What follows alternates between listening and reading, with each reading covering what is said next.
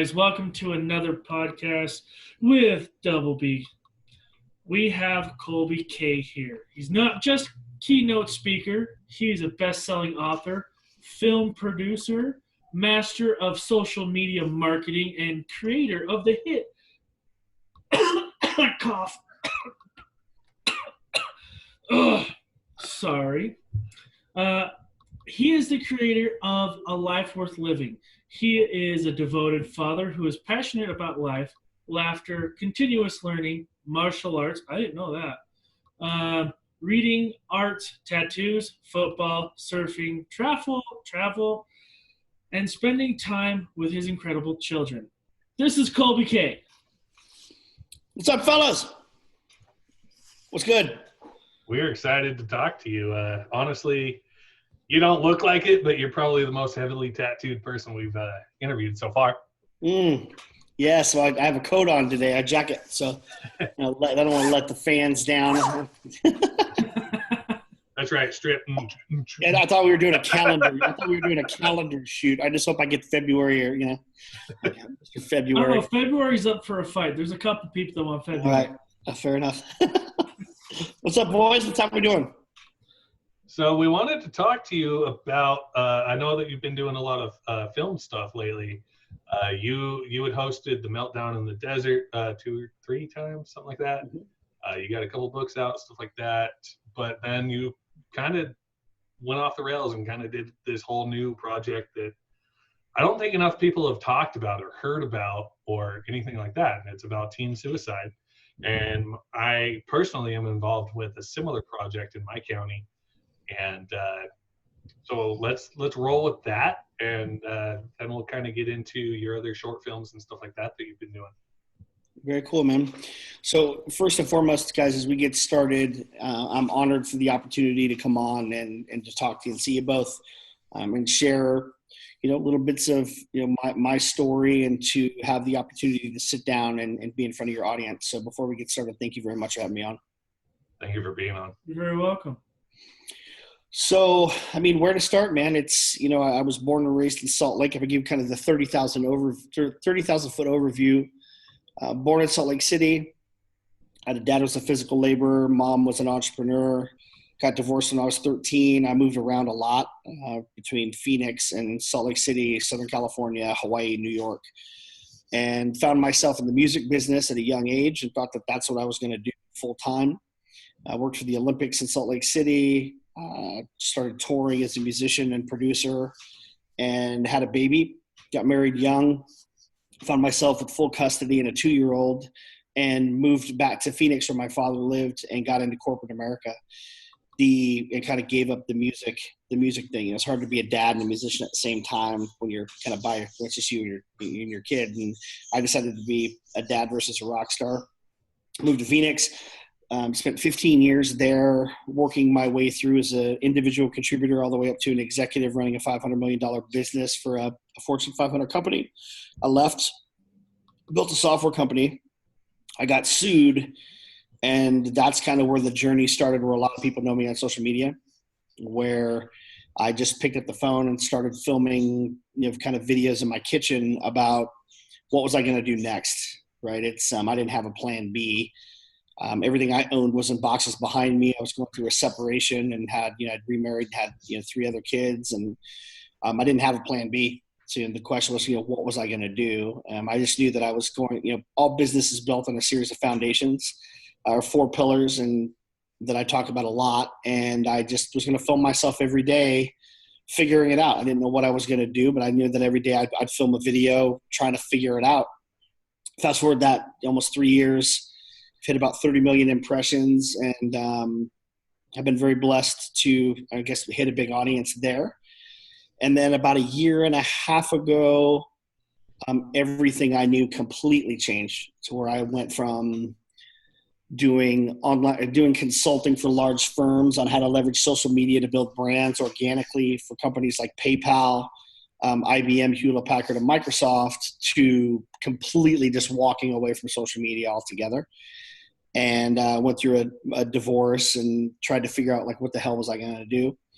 I ended up in southern Utah, which is where I'm at now. I'm for people that are kind of looking on a map. I'm the closest point. I'm in a place called St. George, which is about 45 minutes outside of Zion National Park. And I kind of just put my head down and tried to figure out what the heck was next. It was a rebuilding and a stage of really working on myself and stepping outside of what everybody would think is the normal thing you're supposed to do to save myself from self-destruction. In the middle of that, kind of the project that you're talking about now came to fruition. So my fiance and I have 8 kids between us, and we were at the dinner table.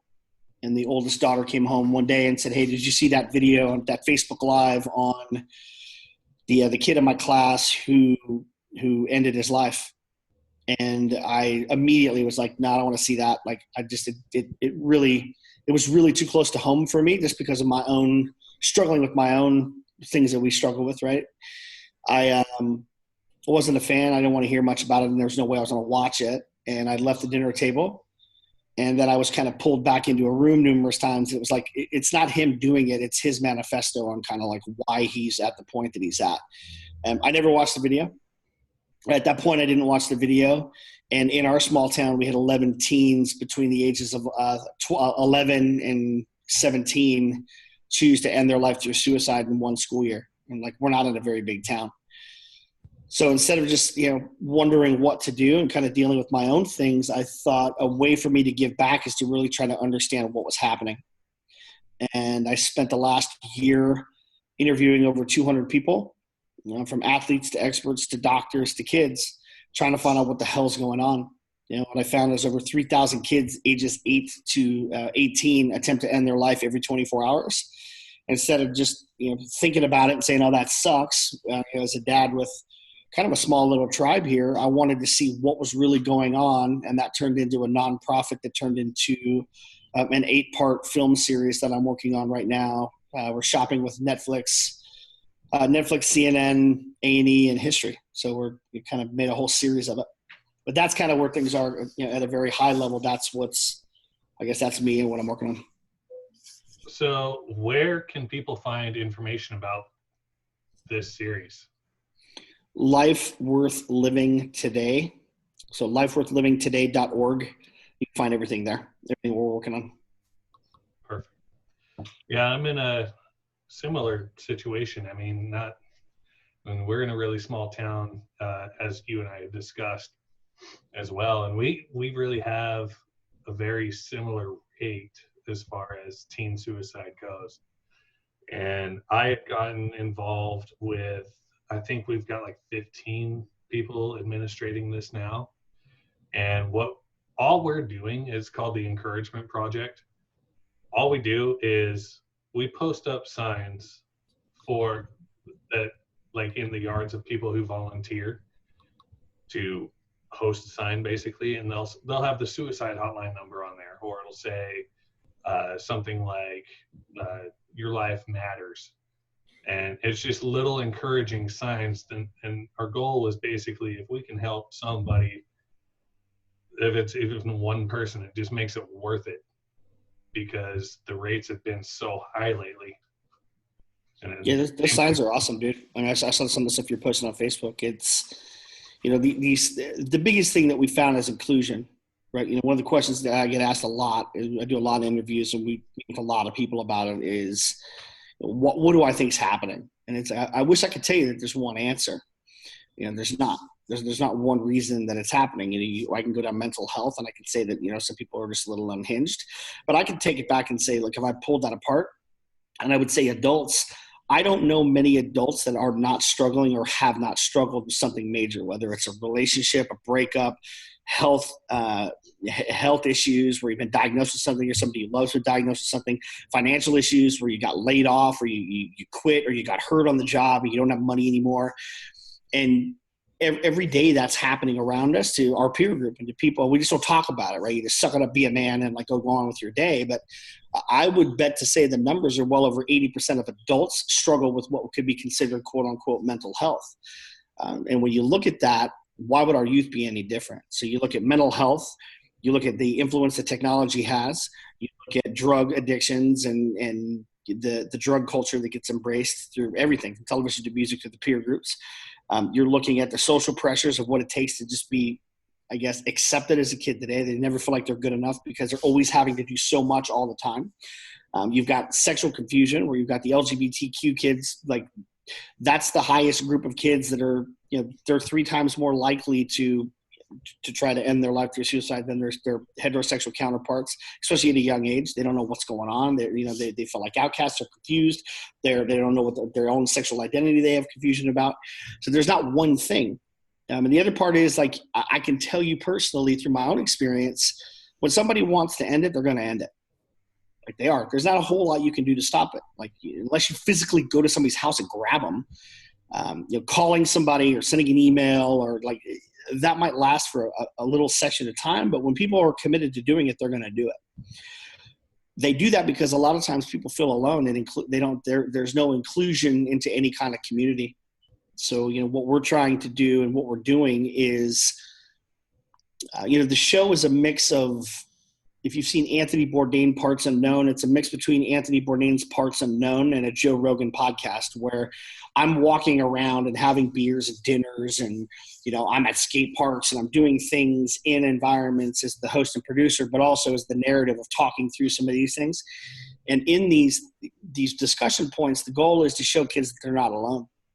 A lot of them feel alone and they don't know what to turn to. So it's, our goal is to have honest conversations about what's happening, showcasing in different geography and different locations where there's high suicide rates in those areas that there's people and there's things around them that are going on they can be a part of, and that they're not broken and they have a voice, and giving those kids a voice, but being honest about kind of what's going on, because it's like you said, man, it's something that nobody wants to talk about. I have not had a conversation with anybody out of the hundreds of people we've spoken to that didn't say, man, that's a good idea.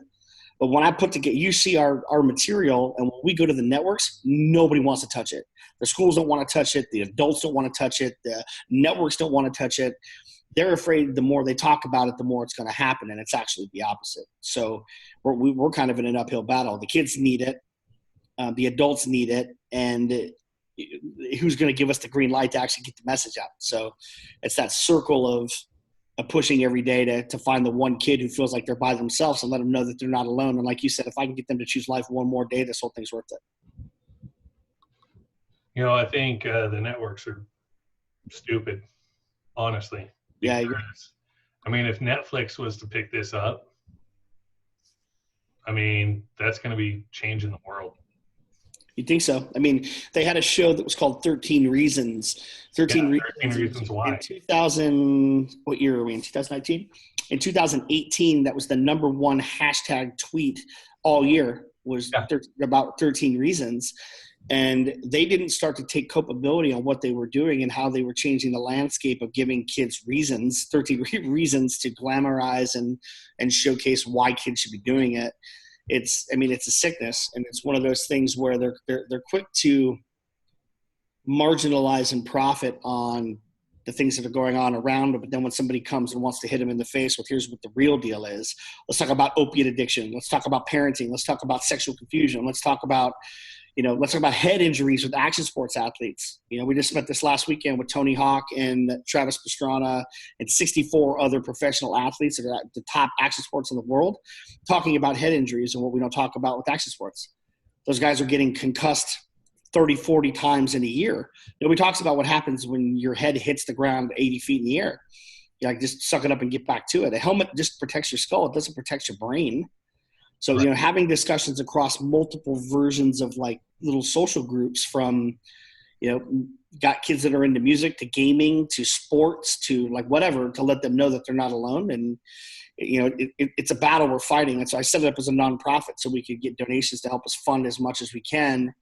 Now we're moving up into corporate sponsors, and we continue to try to get in front of the right networks to take a chance on us. So that's the everyday struggle that I have is, how do we put the content out?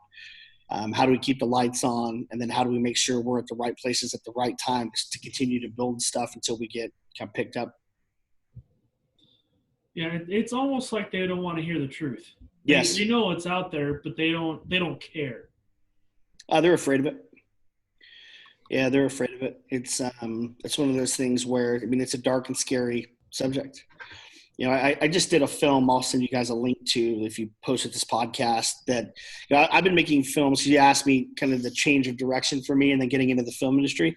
I've been in media and entertainment for 30 years. So I'm 44. I started making film when I was 13. I started making skateboard videos with the VHS player, the big ones on my shoulder, like filming my buddies. And I've been doing creative. That's between making film, painting, and music. Like that's been kind of a circle for me since I was 8 years old. It's just not something that publicly people don't know me for making films, right? So it's over the last year and a half, you see more content from me where I'm writing, scripting, acting, doing shorts. We're being invited to film festivals on top of the stuff that we're doing with A Life Worth Living.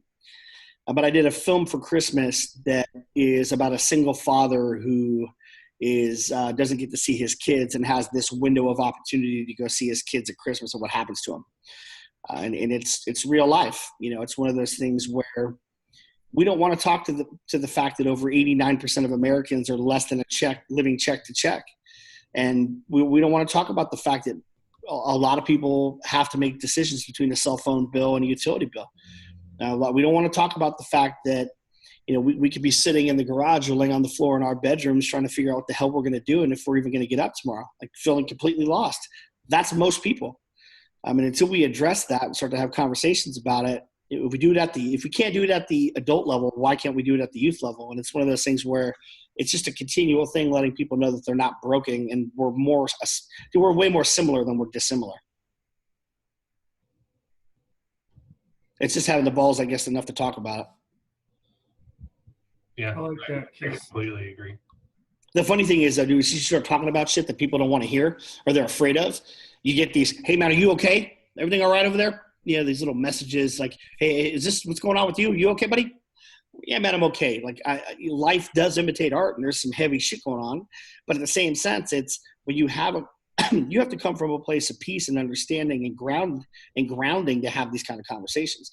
Your life can't be in turmoil to like have these types of dialogues.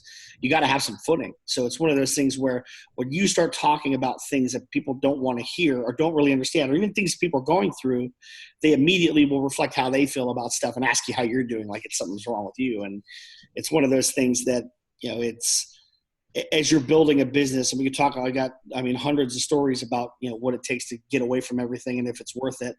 But it's anytime you're starting something new, there's people that just aren't going to be along for that ride. You have to understand with conviction that what you're doing is exactly what you're supposed to be doing, regardless on who comes along for the ride. Yeah, it's kind of weird because, I mean, when I was in high school, I mean, we had like 20 or 30 kids commit suicide just in my senior year, and it just got swept under the rug. You know, everybody talked about it for that day, and then it was over. And it's depressing, and nobody really wants to talk about it because it's depressing. I mean, I grew up with a dad that was a Marine and didn't show emotion. So I was the same way. My wife finally looked at me and went, "You need to start showing emotion because, you know, you're looking broke.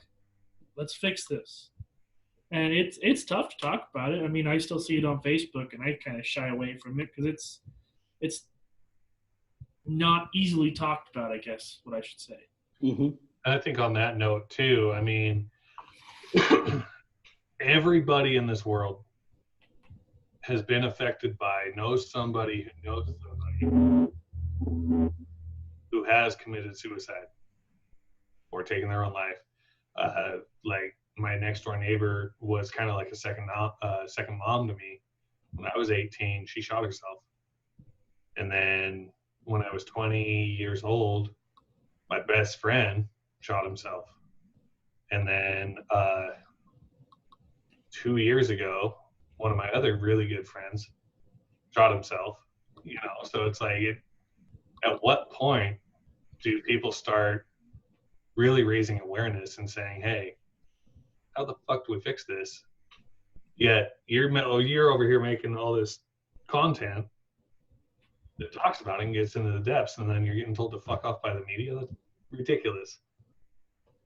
I get a lot of we really like you, Kolby. We think you're a good character. You got a lot of charisma. We do want to do something with you. But they don't like your content. We just don't think that this content is right for us right now. So, I mean, it's one of those things. There are networks out there. There are companies out there right now that are making edgy content. Vice is one of them. Vice, Fuse, Showtime, Hulu, Spike. There are companies out there that will take risks. There are producers and people that are in the industry that do gritty things for groups of people that are outside the norm. It's the goal. Let's tie this into entrepreneurship. Okay. That's what this is I didn't have a lot to begin with after I got divorced, and starting over. I mean, I didn't start over. I started from like under the ground, like way behind, like over, and got a little bit of money. And then the goal was, okay, what I was looking for purpose. Cause I mean, I walked away from everything. I walked away from where my kids were. I walked away from the job that I had at a little film studio that I was part of as a partner. I walked away from that. And I dove into just drinking every day, like drinking a bottle of whiskey every other day and trying to figure out what the hell had just happened to me. Because life as I knew it was completely different. And then I said, you know what, I'm going to sober up. After a couple of months of that, it was like, okay, like I was trying to find something that would get me excited. I was trying to find purpose for something. And the core to any business that's ever been started is the same four things, and it always will be the same four things. I've said this analogy a ton, but it reigns true, is from Eve giving Adam the apple to Steve Jobs and Apple computers. All businesses are built on four principles. One, you need to find a group of people that have a problem. That's first. Second is you need to create a solution that solves that problem. The third piece is you need to validate whatever it is that you create actually solves that problem, and that people are going to pay for it. That's a caveat. Just because you solve a problem doesn't mean you have a legitimate business that people don't want to buy it. And then the fourth piece is the hardest. I call it sell your face off, or like that's where the rubber meets the road. Okay, so I'm looking for some validation on my own existence and trying to figure out what the hell I'm going to do. Because now I'm living literally in a mountain range, in the middle of literally, it's pretty small. I've never lived in a town this small in my life, to where I feel like it's the middle of nowhere. And there's not traditional opportunities. I don't live in a city where I can just go downtown and get a corporate job like I had. So I'm cycling through all of these things. And then this story hits me of this young man who has this manifesto.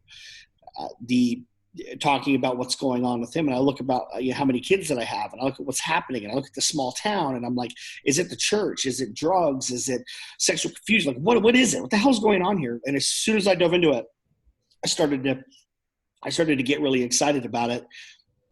And that turned into me turning it into a business. Okay. Taking a little bit of money I had, starting a nonprofit, getting the nonprofit validated I started this business in July of last year. From an idea to getting the business launched, to the LLC, to the logos, to the website, to the business plan, to the focus. I got all that done within 30 days.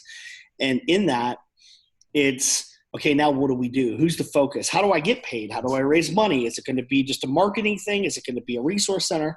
And flushing through all of those things. But every day, all day for me, for sometimes 14, 15 hours a day, I'm trying to get in touch with the right people, from producers to networks to individual funding to the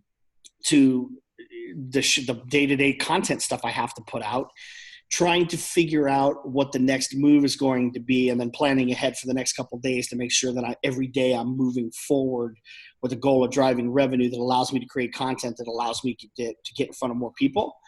That's business, man. I mean, it's like every single day, that's the goal, I understand that if I don't have the money, the lights aren't on, I don't have food, I don't have water, I can't reach people if we're not generating some type of revenue.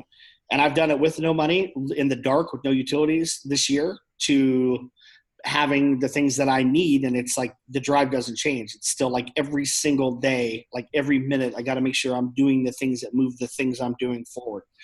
Otherwise, I'm not vested. And, I've spent a little over a year on this project and haven't wavered. I mean, this is all I do every day, is trying to figure out ways to get, content in front of the right people on the right avenues.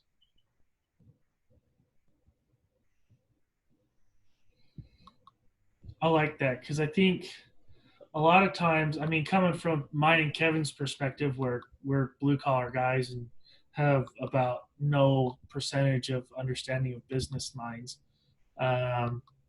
it's it's good to see that, you have to be so pinpoint focused, and that isn't explained by people out nowadays, because it's just like, yeah, you can do it in 30 days, blah, blah, blah, blah. Where it's, no, you need to be focused, you need to be headstrong, and you just got to attack it. Well, what do you do for work? Let me ask you. Like, what do you guys do for work? So I work at a sewer plant. I'm an operator, basically. Okay. I basically do IT. I'll Okay. just do it that way, it's easier. Well, Dad spent 15 years. Or do you do like help desk support, engineering?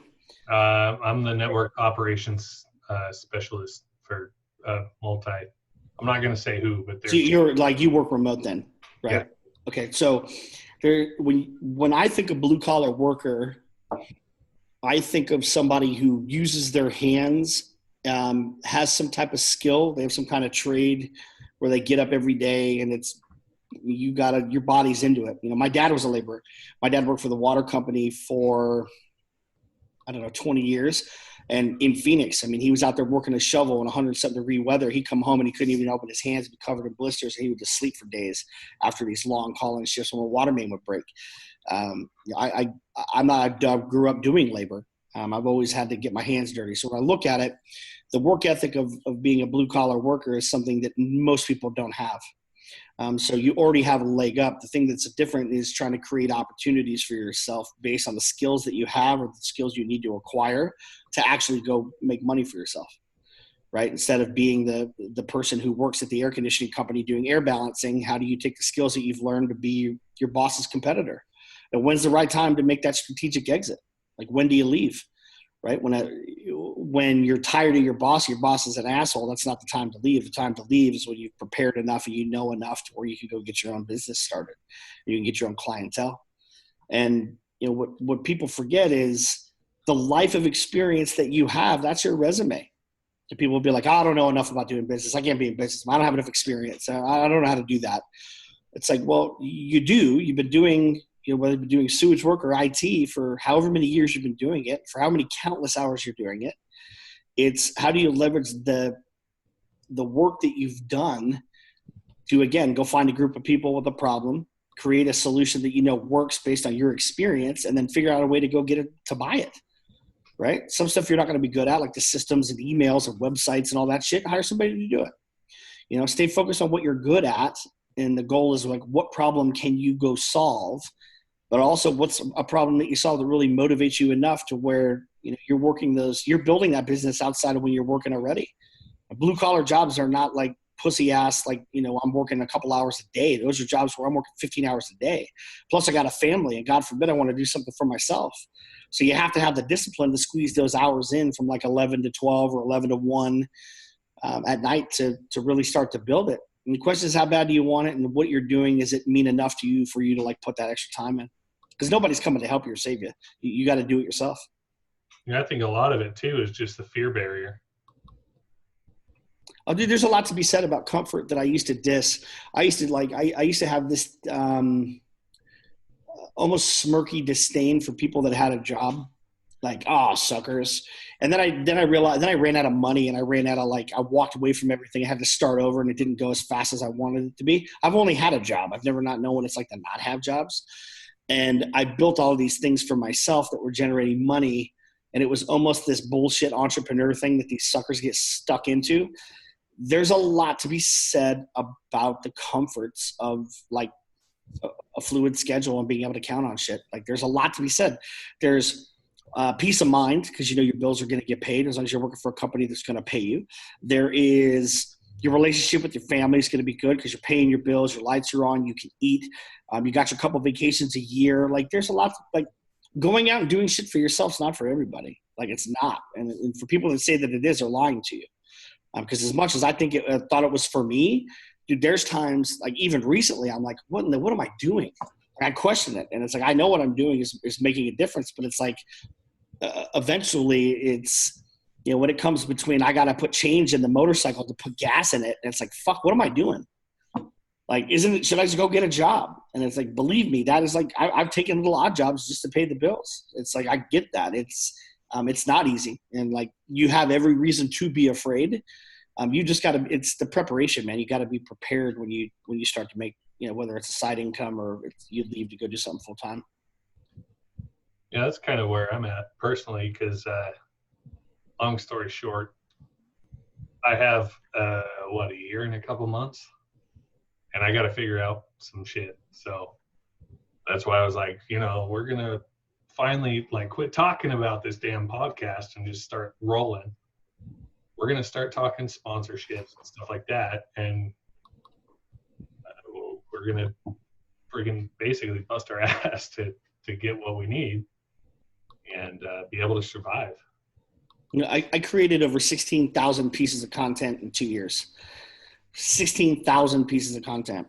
And in that, every piece of content I did, I don't care who watched it. I don't care who saw it. I don't care how many views it got. That's from podcasting. I don't care how many people listened. I showed up every day with the goal of providing some kind of value to a community that was I was part of or building. And then one day you look up and you're like, wow, there are people paying attention. There's people making comments. There's people whose lives I'm impacting. Then I can, how do I figure out a way to monetize that? But it's, having my head down every day, doing it for the sake of wanting to help somebody. That's the way I look at the business I'm in now. I'm not looking to make money, but I short term, but I'm definitely would be foolish to think that, financially, money gives you choices. Choices give you freedom. Freedom equals happiness to me. So it's how do you tie kind of those things together? But I've never looked at anything I'm doing as just a pure cash play. And when I look at it different, it seems like more opportunities come to me. Well, I've kind of been waiting to drop this quote on our show. And so I'm glad that you're on, because it was you that said it. Ah! Quality content plus consistency equals value. That's it. That's the formula, dude. That is the formula. Kolby K. That's it. That's it. It's quality content, meaning you're not just putting out shit for the sake of putting out shit. Consistency means you need to show up on the platforms where your audiences are to deliver that content. I look at social media. It's marketing. I look at this entire thing: Facebook, LinkedIn, YouTube, Twitter, Instagram. I look at those as on-ramps and off-ramps to a highway.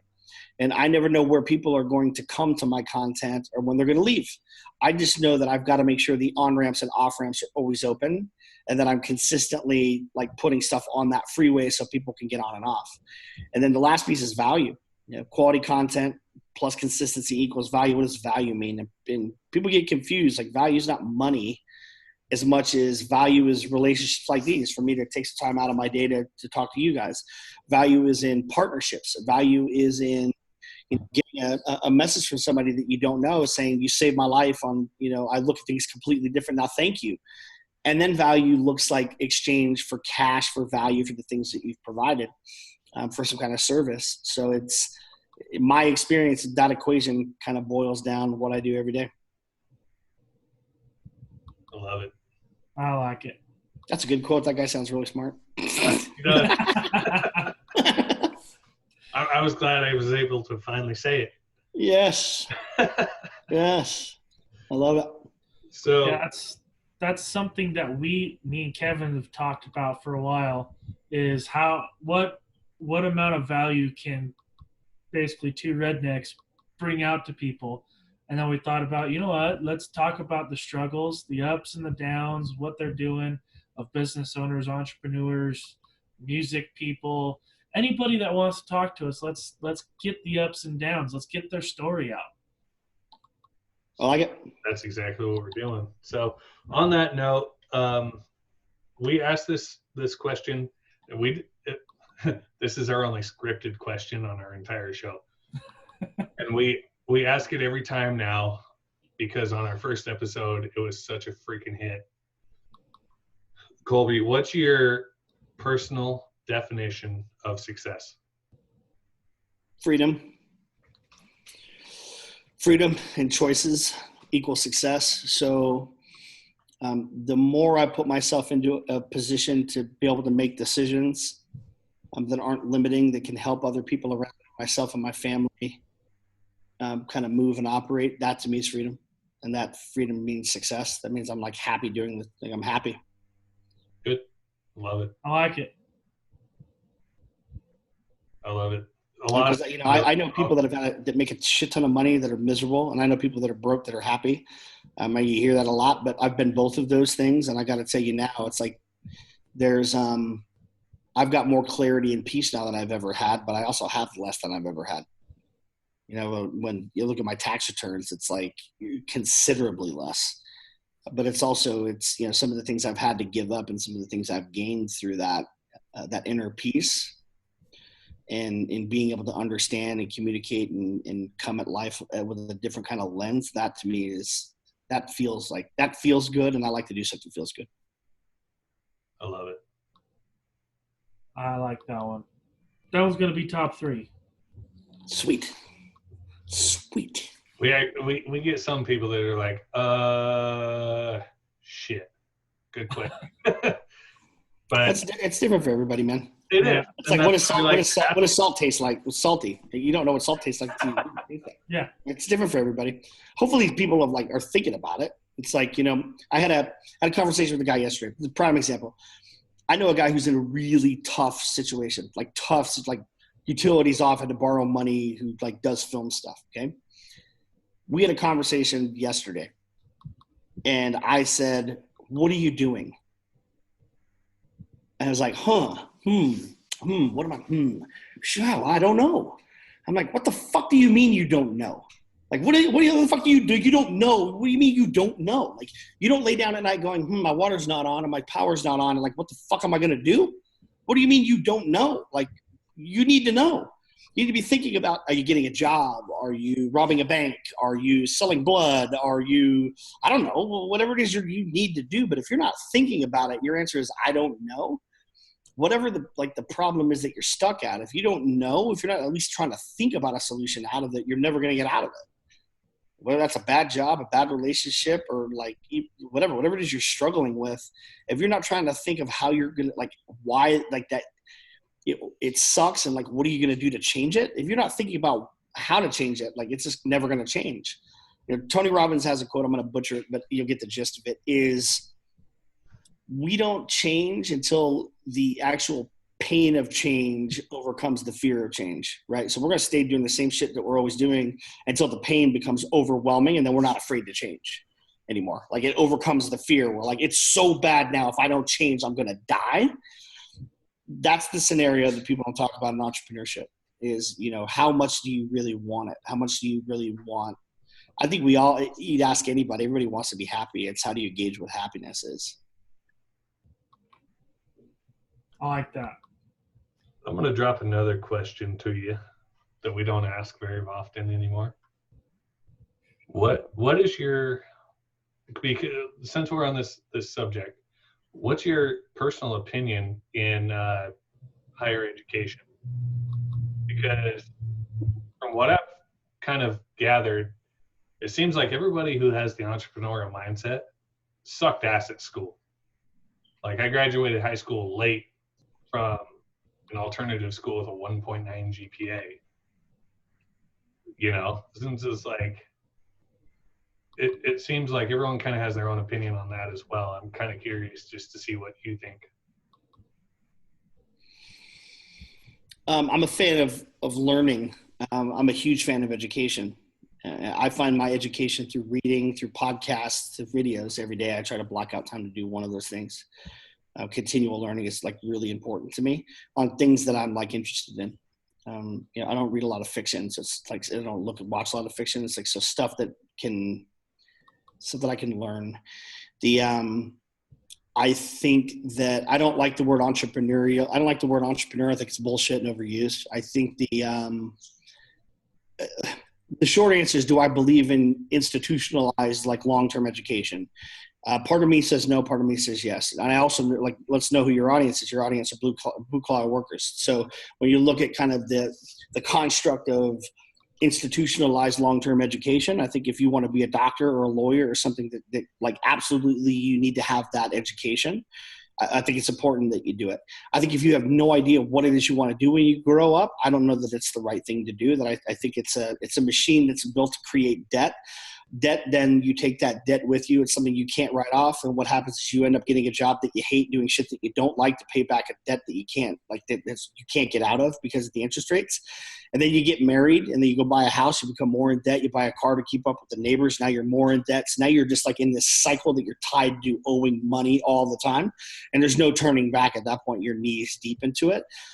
That's the matrix. That's why divorce rates are so high, because we don't talk about the impact that money has on everything.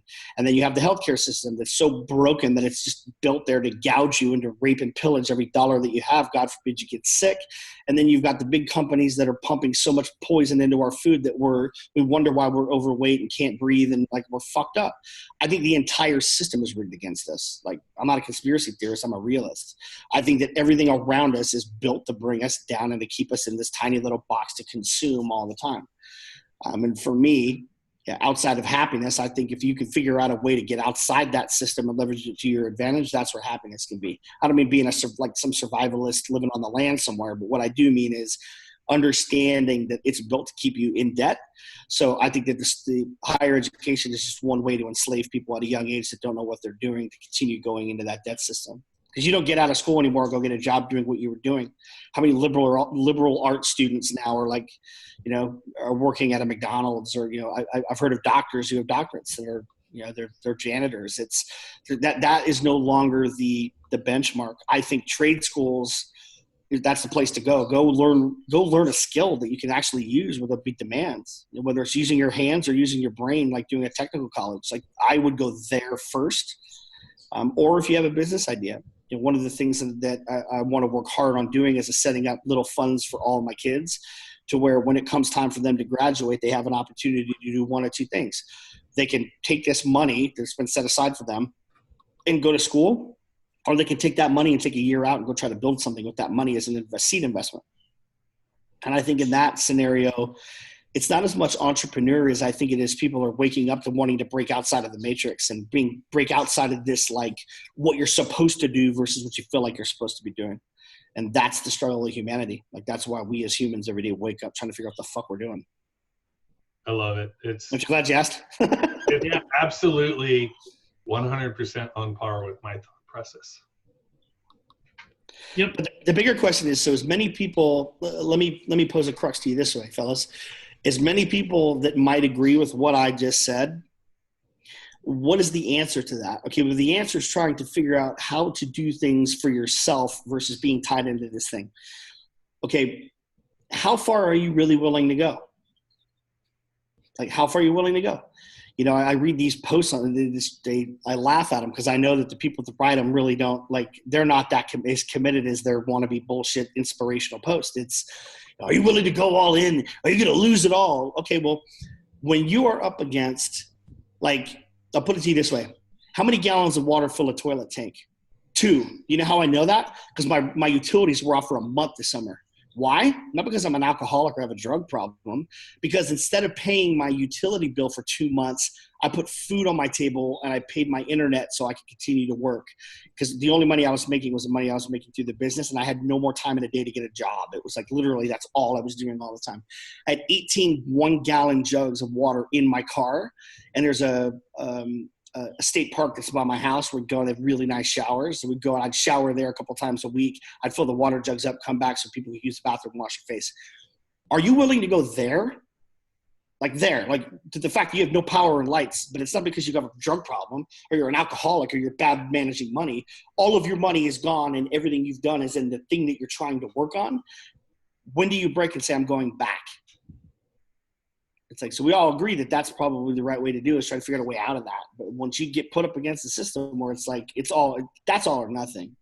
It's like, what are you going to eat? You got to go to the food pantry up the street to see if you can get food to feed people at Thanksgiving. That's fucking going all in. That's not talking about it. That's like, you're going literally, there's nothing else you can do besides support the family that you have by giving everything you have and knowing that whatever it is you're doing, you're that convicted to it. That's the question, is how far are people really willing to go when they realize that it needs to be different? Like, how far, what are you willing to risk? I love that, because it just goes to show that even when you work for yourself, you're not an entrepreneur, as they label everything. It just like, if you're that committed to doing what you want to do, you're going to do it. If you've got your toes in the water, you're like, oh, is it cold? Am I going to get wet? Well, you're probably never going to make it. It's going to be tiresome. It's going to suck. You're going to lose a lot of friends. A lot of people aren't going to be there. They don't understand. Anytime you start to evolve and you start to grow, people are going to question you, and they're going to talk shit. They're going to ask if you're okay. They're going to it's different with personal development, with health, with business. As soon as you start to grow outside of your traditional social groups, like there's people, they weed themselves out. You've got to know that it's a lonely road, man. Like, not everybody's going to be there. You build different social circles of people that are doing what you're doing. Your communities change, your family changes. Traditional people that are around you are gone. So it's you really got to want it, but there's absolutely no reason that you can't, right? It's depending on how committed you are to it. Whatever it is, right? Absolutely. Well, on that note, you need to go get food. I do, yeah. We're going to get some dinner. So, Brad, do you have anything? Just future down the road. We'd love to get back with you, see how things are going, see how everything's pushing along for you. If there's anything you want us to push on social media, we'd love to put it out there for you. I appreciate that, guys. I don't need anything. Just I appreciate you asking. The biggest piece for us is just to continue to drive awareness around the project. So it's lifeworthlivingtoday.org. The name of the project is called A Life Worth Living. That's the website. You can see everything there. From it's a nonprofit. A big thing for us has always been and always will be fundraising. Right now, we're raising funds to continue what we're doing with the show. The other piece of it is we have a full resource center that we're building. That'll be a scholarship program for kids in need that they can apply for to get the help they need when they're struggling with kind of mental health stuff. So you go to the website. There's a donate button there. Share it on your social media circles. Like, it's not always about money. A lot of times it's just getting the word out that, our kids aren't broken, and broken kids turn to broken adults. So the more people we can help younger, the more kind of the future we can save.